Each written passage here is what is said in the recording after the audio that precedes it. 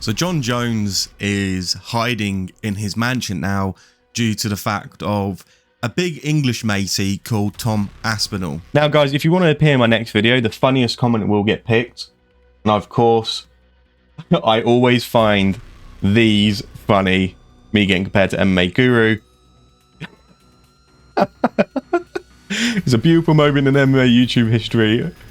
A fat white English bloke is who likes UFC is MMA Guru's cousin. So yeah, out to you, my friend. That was hilarious. But also, funnily enough, I swear to Christ, it's not the same thing. I didn't watch his video. I haven't seen it. You can see I haven't seen it. I didn't make it because he made it. I made it because I knew Jon Jones is in the spotlight. But yeah, enjoy the video, guys.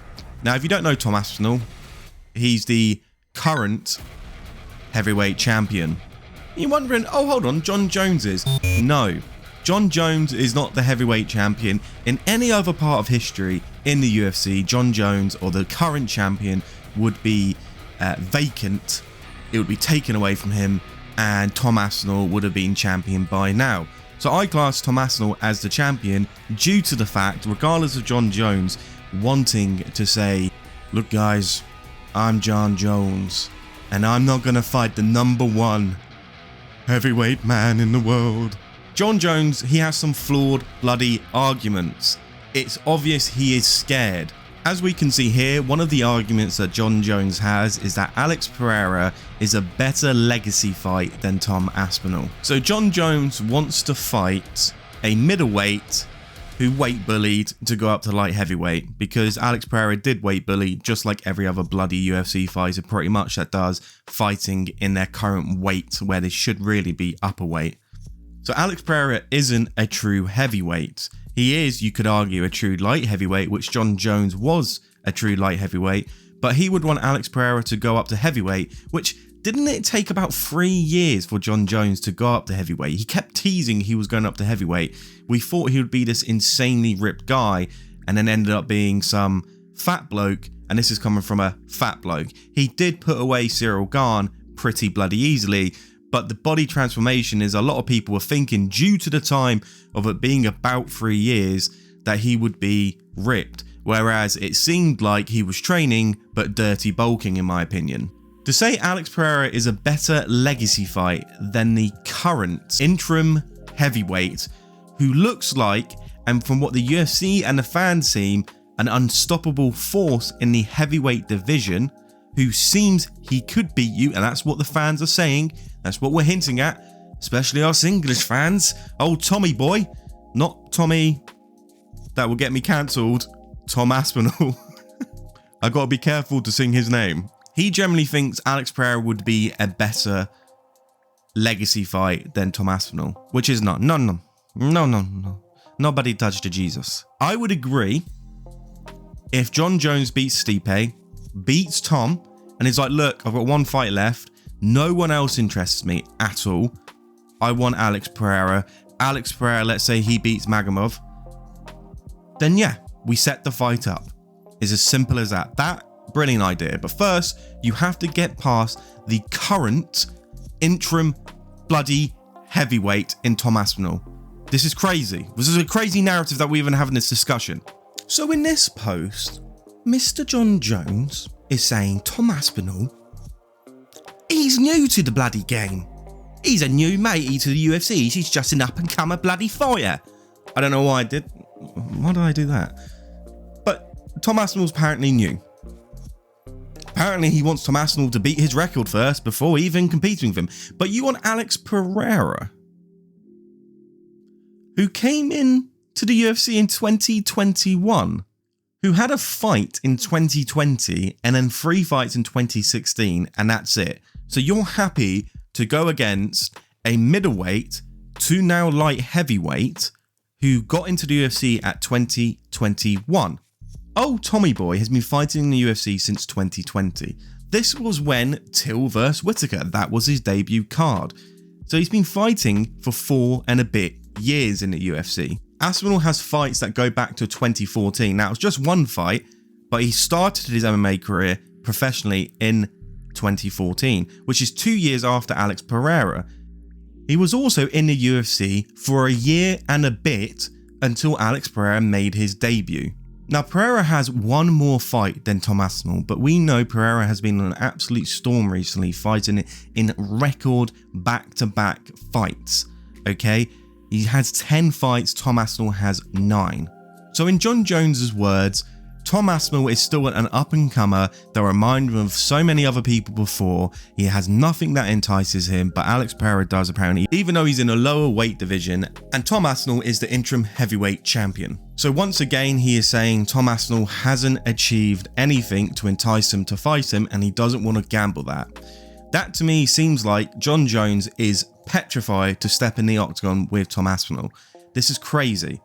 I know Jon Jones is at the end of his career, but old Tommy boy needs a fight for the heavyweight title. And Jon, you made the decision to go up to heavyweight. You didn't have to, but you did.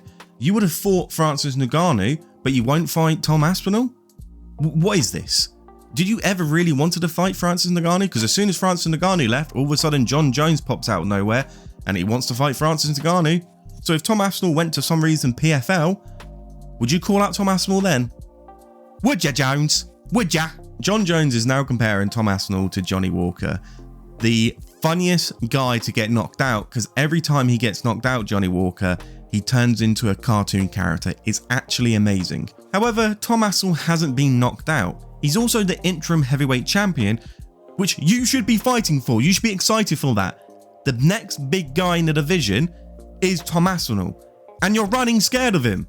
How does this make sense? How do you make sense? Prior to Tom Aspinall beating, as he says here, Pavlovich, Jon Jones is saying he just got slaughtered by someone else, Alexander Volkov, by a decision unanimous. What do you mean he got slaughtered by someone else? Okay. Prior to fighting Tom Aspinall, he was 18-1 and lost against Alistair Overeem. What do you mean that doesn't entice you? Fucking microphone. So what we're going to do is now we're going to look at Jon Jones's fight in the UFC leading up to his title win. Now, Jon Jones is a remarkable fighter. He's insanely good. I don't know why my arms are folded like this, but Jon Jones is insanely good at fighting, okay? But we're going to look at his record and see the hypocrisy that Jon Jones is spewing from his I don't have anything funny to say, just his mouth, yeah. So his first fight in the UFC was by Andre Guzmo. Probably pronounced that completely wrong, but hey ho, let's go.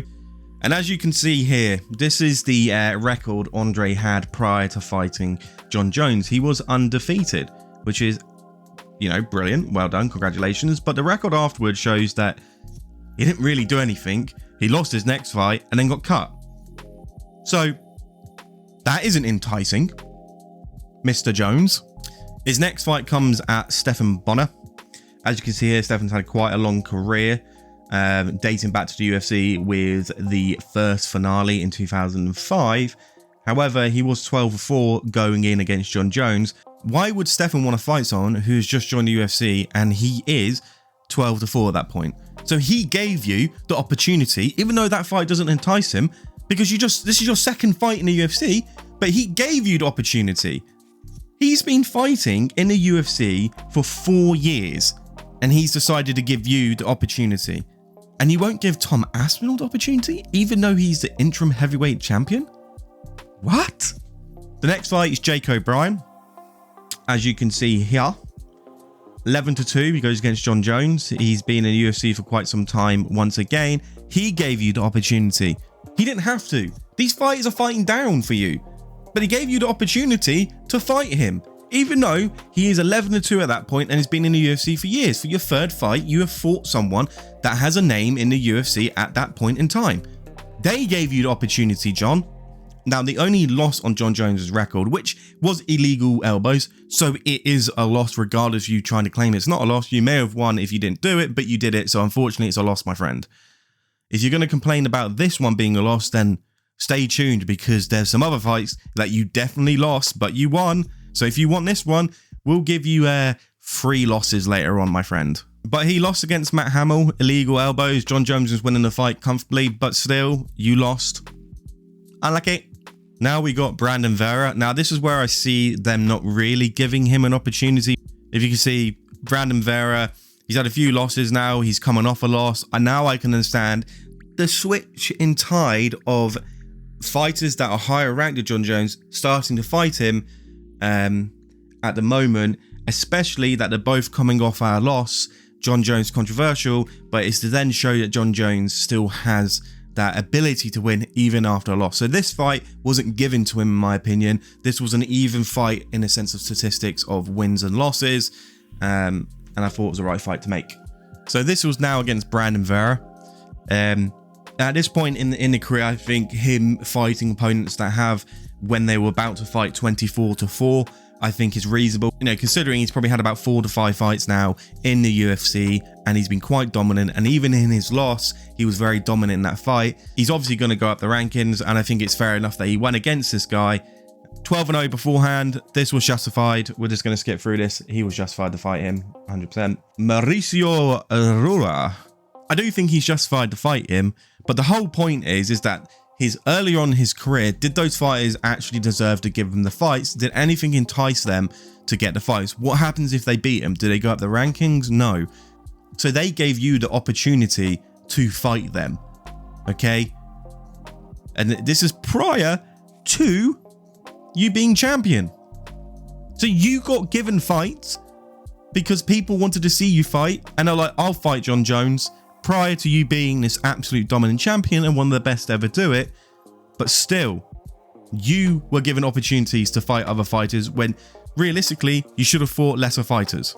So this is Tom Aspinall's record, and he feels it's fit to call out Jon Jones at this moment of time due to, if we look, won the interim UFC heavyweight champion. Now what does that mean? He fights the heavyweight champion. That's the whole point of the bloody belt. Why has he defended it against Curtis Blades? Why is Jon Jones going against Stipe? Is Stipe even bloody ranked? Stipe isn't champion. This is just a legacy fight. The UFC, you cannot say Stipe is the baddest UFC heavyweight champion ever to exist when he's like 45 or something like that. Tom Aspinall is the baddest heavyweight on the planet in the UFC at this current time. He's the interim heavyweight champion. Stipe is some like 45-year-old bloke that hasn't fought in years. This is just a gimme fight, and Jon Jones deserves gimme fights, don't get me wrong, but Tom Aspinall, with the record he has against current UFC heavyweight fighters and also being the interim heavyweight champion, how are you ducking him and saying that nothing entices you to fight him? He's an up-and-coming fighter, even though he's been in the sport since Darren Till was meant to be the next big thing. He was part of the Whittaker Till card. That was his debut 4 and a bit years ago. He's not some random bloke that turned up a year ago. He's fought top heavyweight. He has fought top heavyweight fighters. He got a loss with an injury. He's now just literally destroyed Curtis Blades. He's destroying everyone. There hasn't been close fights. There hasn't been fights when people gone, did he win that? Does that ring a bell, Jon Jones? Does that ring a bell? Let's go through Jon Jones's recent fights. Okay, we'll go backwards. And I mean, when we go backwards, we're only going to talk about Cyril Gane, and then we'll go back to Daniel Cormier. Cyril Gane, he absolutely destroyed. There's no question about it. Very good fight. But you won the heavyweight champion because Francis Ngannou left. Why did Jon Jones deserve to fight for the title straight away when he's a light heavyweight and hasn't fought in years? It's like you're the new and up-and-comer guy in heavyweight and you got the opportunity to fight for the title. But you haven't fought since 2020. And you said you were going to go up to heavyweight, but it took you 3 and a bit years. It was like you were scared of also Francis Ngannou. And now you're scared of Tom Aspinall. Do you have a deep dark secret against heavyweights that absolutely destroy you, and then kind of like your whole career is like, he was good, but now we got absolutely destroyed by Tom Aspinall or Francis Ngannou, and now obviously the baddest man on the planet? Do you want to hold that? Hold that, G. But if we go back to Daniel Cormier, overturned because he was tested positive for PEDs, which Jon Jones says 9. No. Now, I've listened to people talk about this. I'm quite unsure as to what's exactly happened. I'm pretty sure he took Clomid, which is what women take. Women take Clomid, I think after pregnancy or menopause or something like that. I think it might be menopause. Women take Clomid, and he was taking Clomid. I'm not too sure as to why. I don't know the ins and outs, so I'm not a bloody expert, but I know he popped and it got turned over a no contest. So when I said 3 fights before, I'm actually talking about 4. That should be a loss. So Jon Jones, prior to Daniel Cormier, as he wanted his illegal strikes to be overturned to be legal for some reason, it's 22-0. He goes against Daniel Cormier. He's 23 now. He's just destroyed Daniel Cormier. Oh wait, he popped for drugs. Sorry, John. We're going on by you wanting to overturn fights that you felt unjustified for you losing, aka against Matt Hamill with your elbows. And those elbows are now legal. Okay, so now you're 23-1. So you beat Alexander. You knocked him out. Fair play. But then you go for 3 fights that were atrocious. You didn't just fight Ciryl Gane, destroying these 3 other fighters. No. This is where you got the gimme fight against Ciryl Gane to be the heavyweight champion. You don't deserve to be the heavyweight champion. That isn't your weight. And also your 3 previous fights were bloody atrocious, and you lost every single one of those fights. You couldn't put out Thiago Santos when he had like a blown ACL. Anthony Smith, you poked him in the eye or something like that. He could have gone down. You either poked him in the eye or you kicked him in the nuts. I think you poked him in the eye. He could have gone down and you lost that fight. So we're going to count those fights as losses. Where you're 24-1, Anthony Smith in this alternative universe has said, I can't fight. So you're 24-2. Thiago Santos, you didn't beat. You couldn't get him out the park. You looked terrible against him. And he had like a blown ACL in like the first round. So that's another loss. That's 3 losses. And then Dominic Reyes, he beat you. There's 4 losses. You're acting like your last 3, 4, 5 fights were amazing. The Alexander fight, you knocked him out, but you tested positive against Daniel Cormier. The last 3 fights before Ciryl Gane, Dominic Reyes, Thiago Silva, and Anthony Smith, you lost. You were terrible. What are you talking about? You're not terrible as a fighter, by the way. You were an absolutely amazing fighter. You're one of the GOATs. But in these 3 fights that you had prior to going to fight Ciryl Gane at heavyweight, you looked like you lost them. It was controversial. You won them. Okay, you didn't steamroll them. You struggled against them. So you're talking about, well, he doesn't entice me. He's a new and up-and-coming fighter. Okay. Essentially, Jon Jones is looking at Tom Aspinall for not being the interim heavyweight champion due to the fact, prior to fighting Ciryl Gane, Tom Aspinall never fought in the UFC. So he's looking at him at being an upcoming fighter because Jon Jones did fuck all for 3 years, but dirty bulk and train for heavyweight as soon as Francis Ngannou left to then take on Ciryl Gane. It's not his fault that he fought 9 times in 4 years and you only fought once, and that was a year and a bit ago. Well, coming up to 2 years, he's fighting this year, but still, it's about 18 months ago or so. And you're telling me that he doesn't deserve it because he's an up-and-coming fighter and it doesn't entice you to fight him. Even though he's the interim heavyweight champion, he's fought 9 times in 4 years. You've lost essentially last 3 fights, or one against Ciryl Gane, and the fights prior to that were very controversial that you won. You couldn't take out Thiago Santos when he had a bum ACL and other stuff wrong with him within like the 1st or 2nd round. You lost against Dominic Reyes. Anthony Smith, literally, Dominic Reyes and Anthony Smith and Thiago Santos, after they lost against you controversially, their whole careers went down in a toilet. So you ruined 3 people's careers potentially because all motivation dropped after they thought they could beat you.